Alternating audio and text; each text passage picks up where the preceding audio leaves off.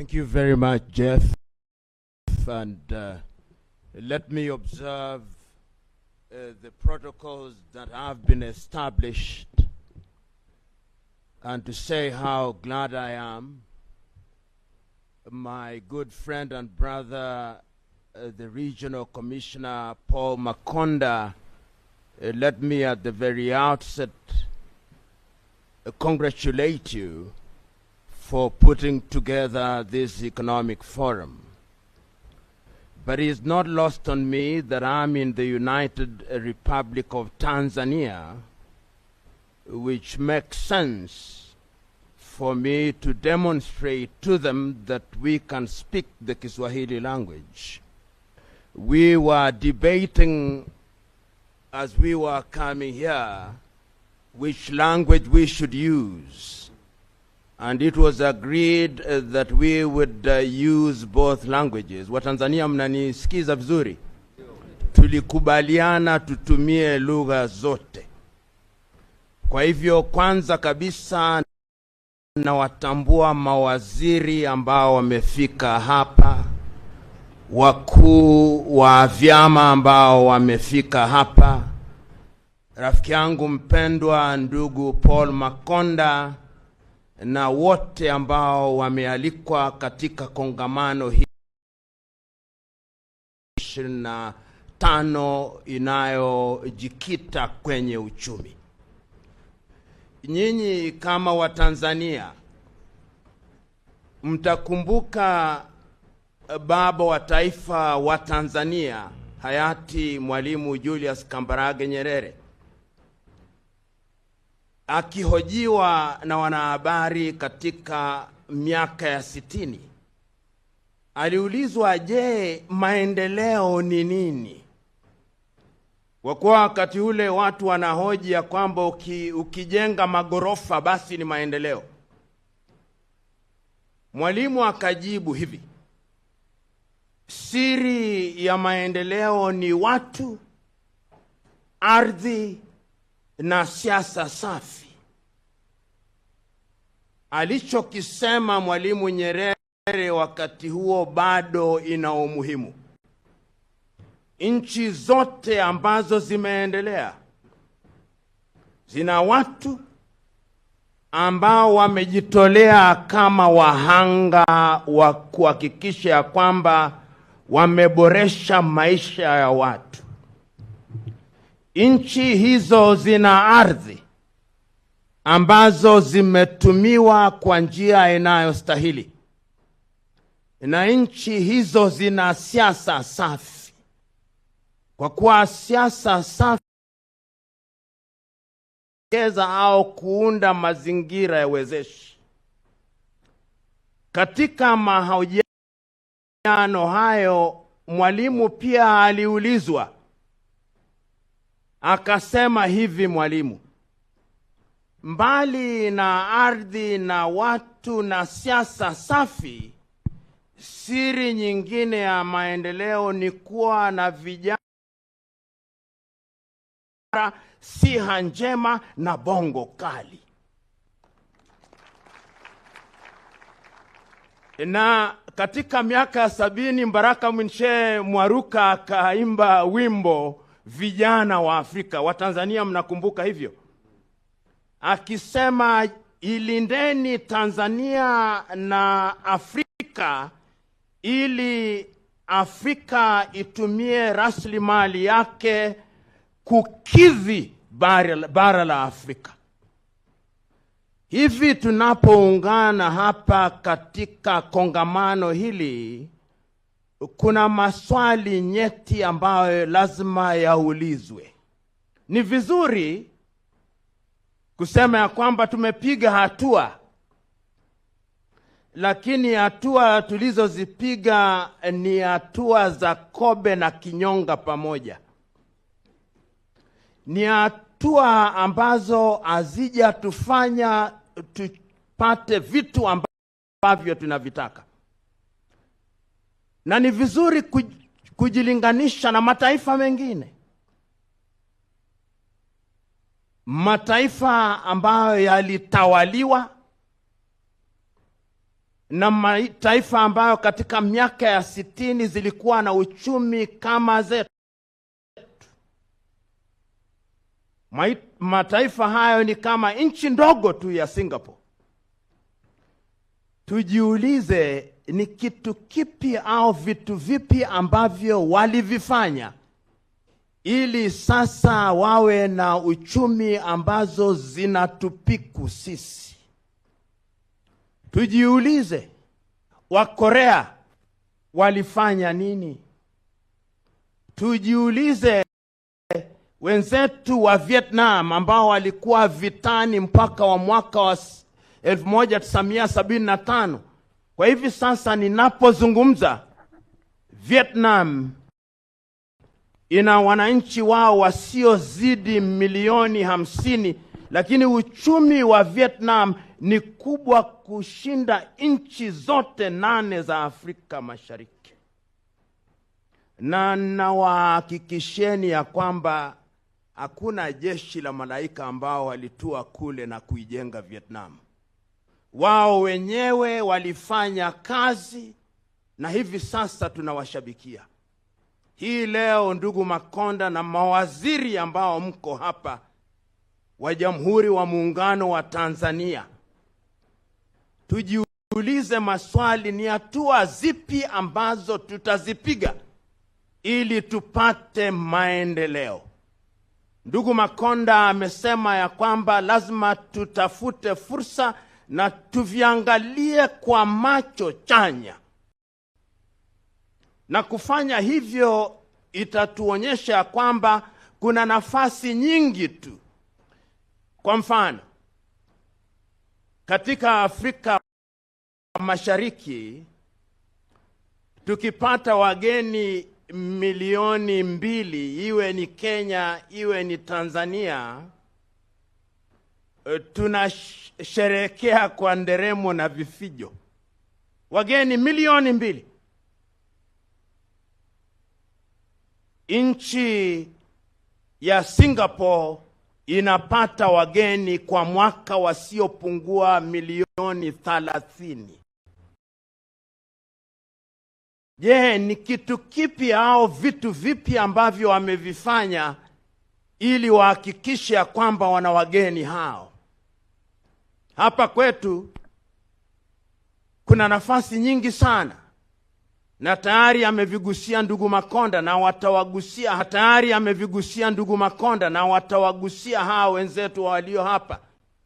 Wakati ni sasa wa kujiuliza ni hatua zipi ambazo tutazipiga ili taifa ya Tanzania kupitia katika sehemu hii, kanda hili la Arusha, itapiga hatua hizo na kupitia katika Jumuiya ya Afrika Mashariki na Jumuiya ya Umoja wa Afrika. Kwa hivyo kuna nafasi nyingi. Lakini sasa nizungumze kwa Kiingereza ili ambao wale si weledi kwa Kiswahili wanielewe barabara.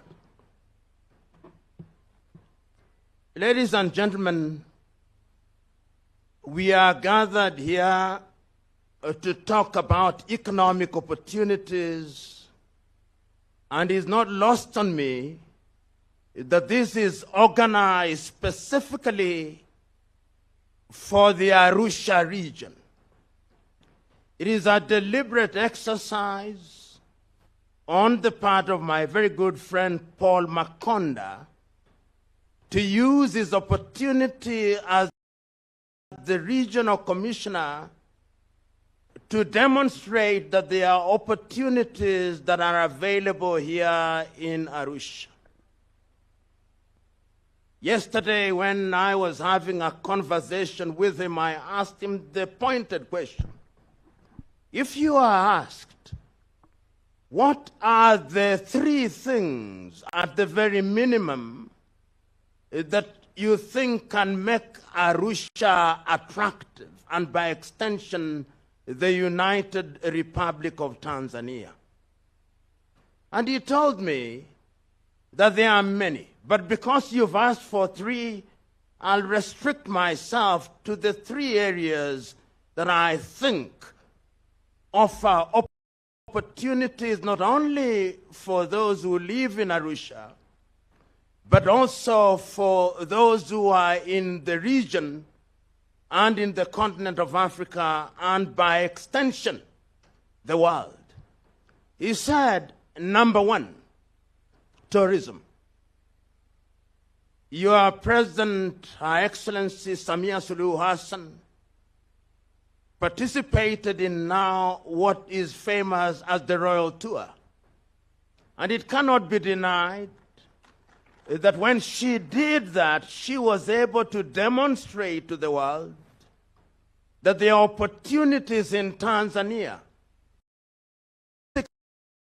Now demonstrate that Tanzania has attracted many visitors after that tour.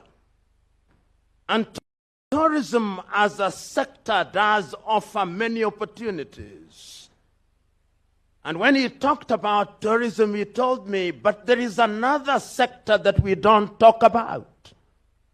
What about the hospitality industry? Because when tourists come to this part of the world, they want to eat. And he told me that there is a sense in which even the beef that is eaten here in Arusha, some of it has to be imported. And he said that is an opportunity. When we allow our cows to wander about as if they were antelopes, there is a sense in which we can improve the quality of our cows, because the world has demonstrated that that is how you improve. A friend of mine who is a chef once told me that many times when you go to different African countries, what is served as meat is actually glorified leather, because the cows have walked so much that unless you have the teeth of steel, you cannot enjoy them. And he told me, therefore, there is an opportunity in that sector. Beyond that, he talked about accommodation. And accommodation must not be your typical hotels that we know about. He's already adverted to the question of what is now known as Airbnb. These are opportunities.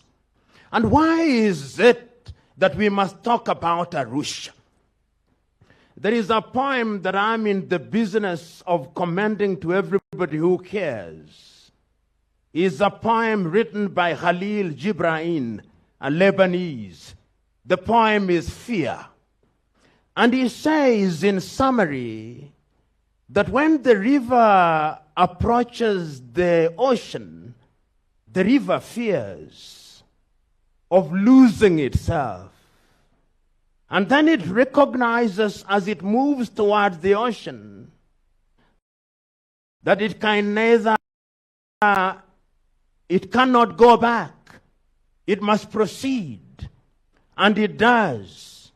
And when it gets into the ocean, it discovers that it did not actually disappear, but it became part of a larger thing. Arusha is that river. It is a river that belongs and ends up in an ocean called Tanzania. So that when we are talking about the opportunities in Arusha, we are by extension talking about the opportunities in Tanzania. Tanzania today has many opportunities. He talked about soda ash. After Magadi soda in Kenya, I believe these are the largest deposits of soda ash for the moment anywhere in the continent of Africa. And that is an opportunity. And beyond that, there are many other opportunities. I know that Tanzanite does not come from Arusha region, although sometimes we think it does. But Arusha is also the headquarters of the East African community. And I'm told that courtesy of the SGR, there are opportunities for making Arusha have a dry port here. Because if there is a dry port in Arusha, it will serve the entire region. Another opportunity that we don't talk about when we talk about Arusha is conferencing. The fact that we are here, what are the opportunities? How much tea has been drunk? How much coffee has been drunk? How much meat has been eaten? These are things that are happening here in Arusha and by extension the United Republic of Tanzania. And it is our duty, we who are assembled here, to spread this gospel. You know, many times when I look at our little economies, because they are little, I ask myself, what can we do to improve them? The GDP of Tanzania, give or take, is slightly under 100 billion United States dollars, depending on who is giving you the statistics, but I'm not too far from the truth. The GDP of Kenya, give or take, about 107. Last week I saw they were claiming it's 130, but what is the difference? The GDP of Uganda is not better. The GDP of Rwanda, not more than 20 billion. The GDP of Burundi is about 5 billion. The GDP of Democratic Republic of Congo, about 43 billion. GDP of Somalia, about 15 billion. And you are talking about a population of nearly 300 million. The power and electricity that we generate, Kenya, about 5,000. Tanzania will possibly generate about 5,000 when the Mwalimu Nyerere is complete. In Rwanda, possibly 2,000. Burundi, about 500. Somalia, about 400. The Democratic Republic of Congo, about 5,000. Compare that with Vietnam, 70,000. And that tells you that there is work to be done. I say this because it is also another opportunity for private-public sector collaboration to ensure that we have power. Because when we talk about industrialization, and my good friend Makonda, I hear you, when you talk about the tire company that was here several years ago. But why would an investor bring the company here when lights, electricity is going to disappear, and when the cost per unit of electricity does not allow for commercialization in a manner that is beneficial? They'll go to China. They'll go to Vietnam. Because the reality of the world is that competition is cutthroat, and throats are actually cut. And that is why you see the Chinese here. They are organized. When I look at the Chinese, they are thinking about the economy of China 100 years from today. Your typical East African company, including your own, is thinking about 5 years. At the very best, 30 years. And I'm saying that when we look at the continent of Africa, Arusha, Tanzania, in the context of Africa, it is incumbent upon us to ask necessary questions.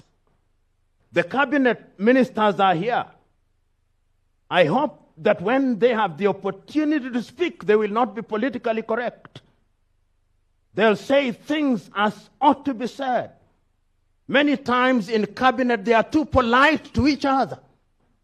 But countries don't change unless you begin to think not outside of the box, but without reference to the box.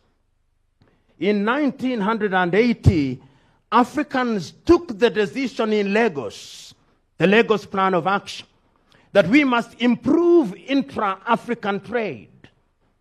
And let's talk about trade. How many Kenyans visit Tanzania as a tourist destination?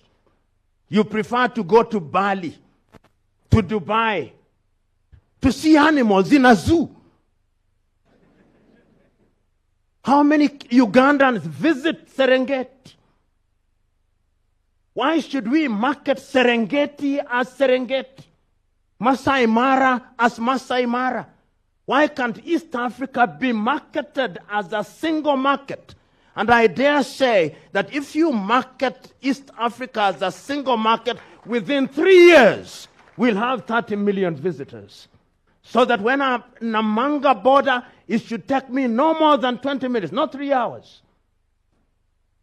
These are the things that I want to hear, that when this particular conference is being talked about, it will have created an environment where we are thinking about how to improve intra-African trade. Last week there was this spat, for example, between the United Republic of Tanzania and Malawi and South Sudan.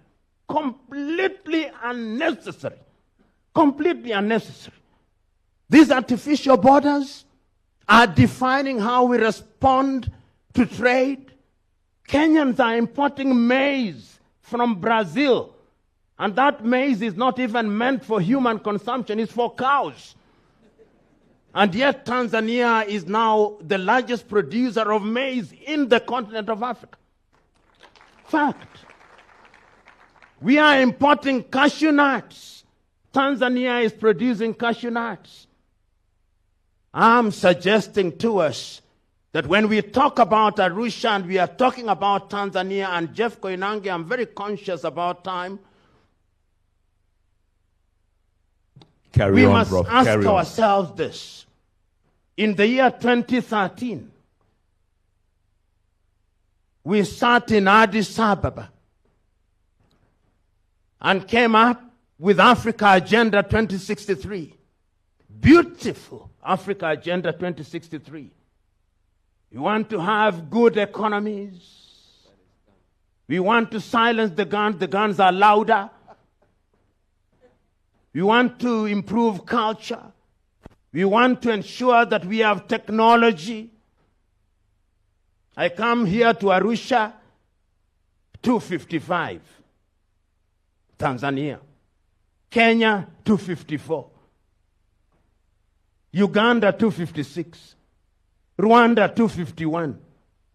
I'm looking for Wi-Fi after I've flown for 50 minutes in the 21st century. If we want to grow, we must also integrate our systems so that we have one system.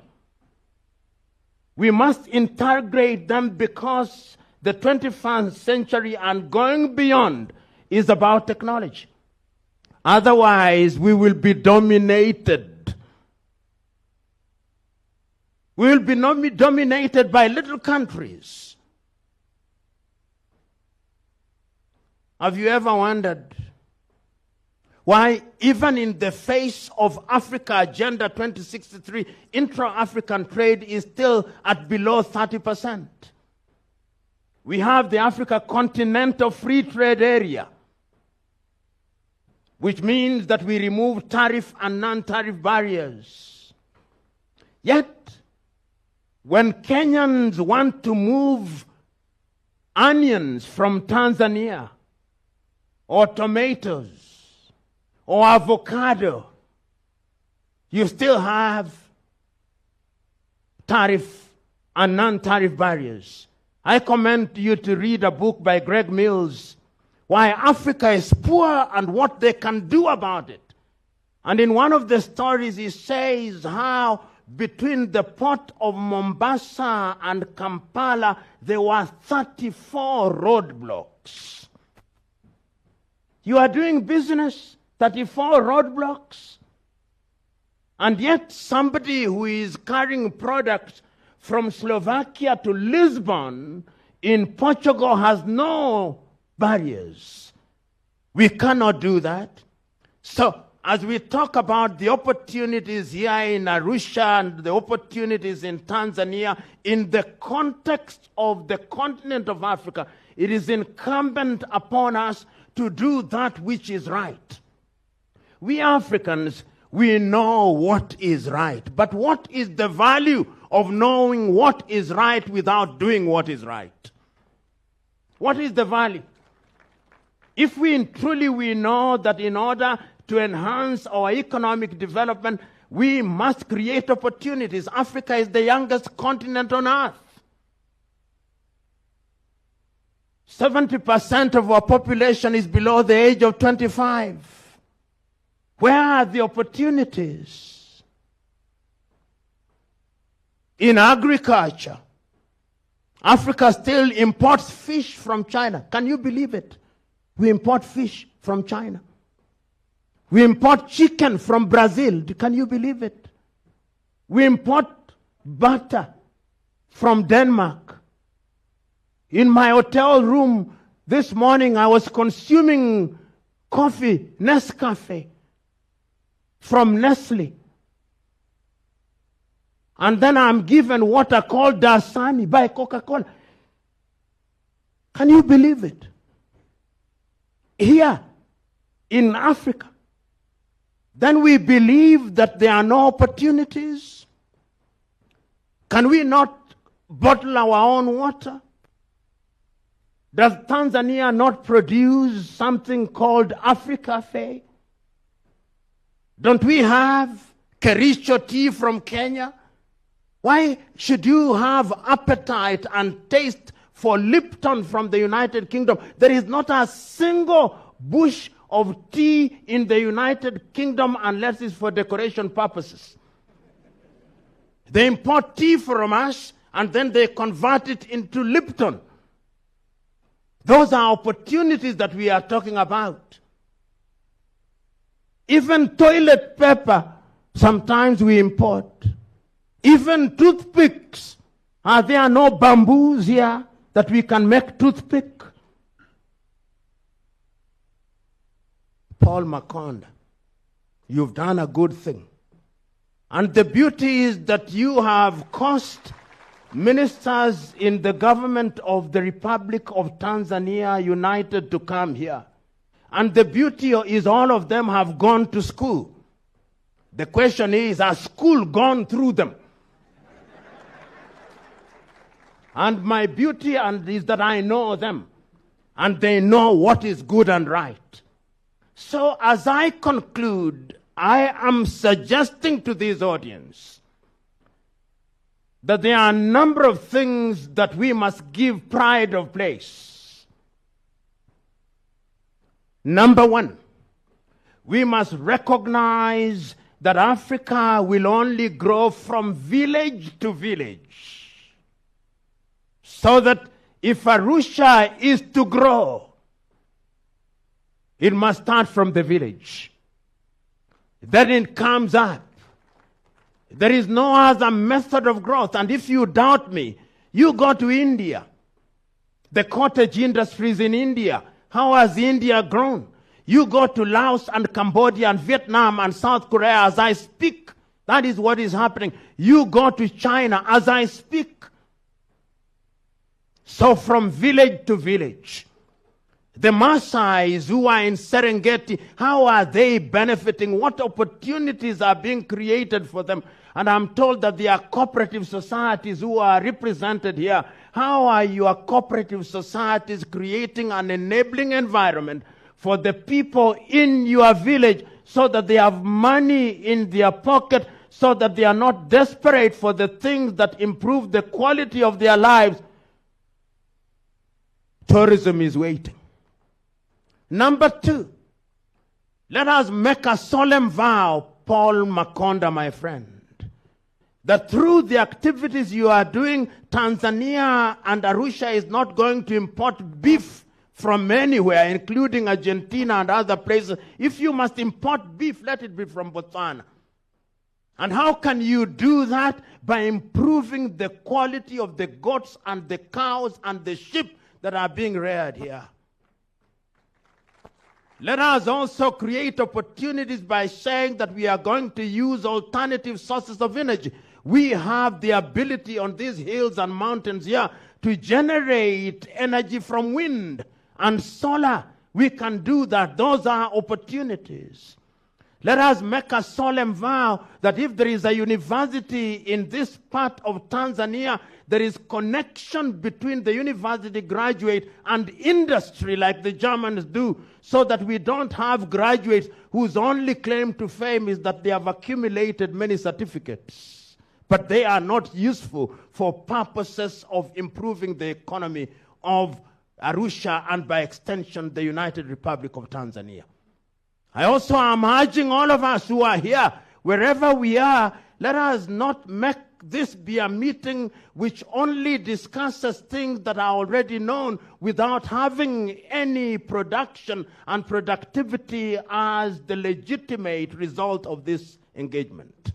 So that, my good friend Paul, when you have done this kongamano or this forum, let it not be an annual jamboree at which you invite us and ministers, and then you have annual jamborees until the second coming of Christ. No. Let it be that the next meeting will be a monitoring and evaluation. What have we done since we left?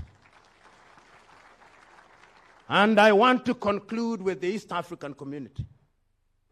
You know, Arusha must thank Mwalimu Julius Kambarage Nyerere, because the decision to have the headquarters of the East African community here has made you effectively the capital of East Africa.